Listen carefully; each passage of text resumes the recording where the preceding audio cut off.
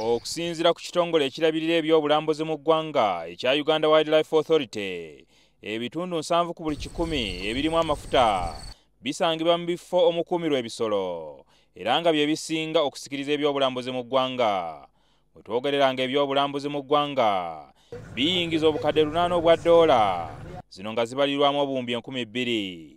Abakugu bagamba nti okusima amafuta mu bifo nga bino kutaataaganya ebisolo n'ebinyonyi, era singa amakampuni agasima amafuta galemererwa okukozesa ebyuma ebituufu, ebisolo biyinza okusaanawo oba okubiddukamu.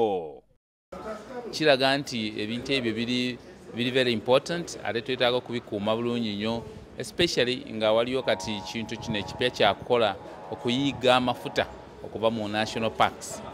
Mu biro omwo twetaaga okulaba nti no conservation y'ebisolo ebyo ebeerawo okweyongera ne bwanga oil exploration nayo ebeerawo. Bannyonnyodde akakiiko akavunaanyizibwa ku bugagga obw'ensibo nti ebifo ebirinaanye Rwenzori, Bwindi wasangibwa amazike, Maction Falls, Queen Elizabeth, Kibale National Park, bino byonna nga biri mu lwannanda lw'amafuta byandisaanawo singa gavumenti yeesuulirayo gwa naggamba. If we don't handle the operations properly, for sure Maction Falls will not be there tomorrow.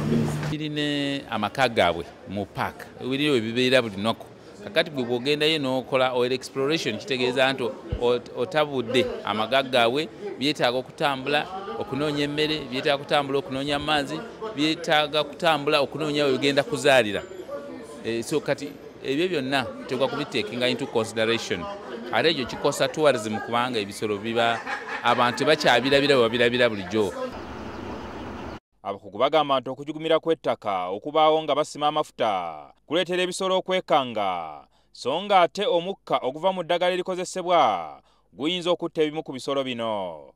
Bawadde gavumenti amagezi nti erina okuwaliriza amakampuni agasima amafuta gabe nga gakozesa ebyuma ebiyinza okuziyiza embeera eno, okusima amafuta kubenga kukolebwa nga n'ebisolo byeyagalirako bulungi. The developers, the oil companies are going to force us to do something that's not going to be environmentally friendly.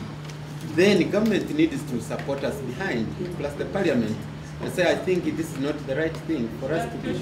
You stand your ground, let us know, we will support you. We shall always do that. Yes, don't die under the pressure of doing wrong things. Baagala gavumenti ebongera obuwumbi 4 zino nga za kulondoola by'amafuta, so nga n'ekitongole kya NEMA kyetaaga obuwumbi 8 nabo okulaba nga balondoola ensima y'amafuta okulaba nga tegakosa butonde bwa nsi. Jingo Francis, NTV, Akawungezi.